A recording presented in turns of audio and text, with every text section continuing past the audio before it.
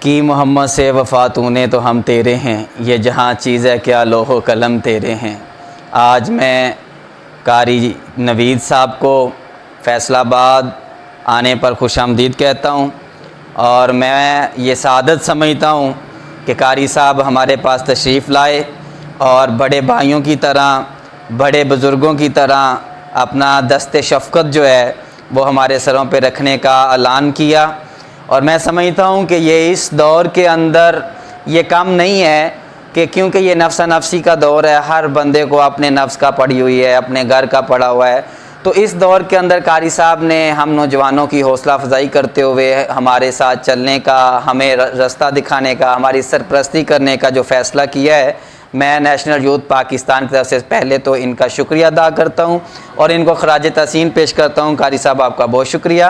اور اسی کے ساتھ ساتھ میں ان کو یقین دلاتا ہوں کہ انشاءاللہ نیشنل یوتھ پاکستان کا پلیٹ فارم آپ کی عزت میں اضافہ تو کرے گا۔ کبھی آپ کو یہ نہیں سوچ آئے گا یا سوچنا پڑے گا کہ نیشنل یوتھ میں شمولیت کر کے کوئی فیصلہ غلط ہو گیا ہے یا میرا یہ ایک غلط فیصلوں میں سے کوئی فیصلہ شمار ہوگا، کیونکہ الحمدللہ اللہ رب العزت نے نیشنل یوتھ پاکستان کے پلیٹ فارم سے ابھی تک جو کام لیے ہیں ان میں سرفہرست دنیا کے سامنے ہے کہ ختم نبوت صلی اللہ علیہ وسلم کے حوالہ سے ہم نے یہ قسم کھا رکھی ہے کہ ناموس رسالت صلی اللہ علیہ وسلم کی عزت پر پہرا دینا ہے اور مرتے دم تک دینا ہے، اس پہ کوئی کمپرومائز، اور دنیا جانتی ہے کہ ہم نے کوئی کمپرومائز نہیں کیا، اور اللہ کے فضل و کرم سے ہم نے اپنے ملک کے اندر بد امنی بھی پیدا نہیں کی، بڑے امن کے ساتھ، بڑے ہی اچھے انداز کے ساتھ پاکستان کے اندر رسول اللہ صلی اللہ علیہ وسلم کے ساتھ محبت کا جو انداز تھا وہ دنیا کو بتلا دیا، اور دنیا کو یہ بھی بتلا دیا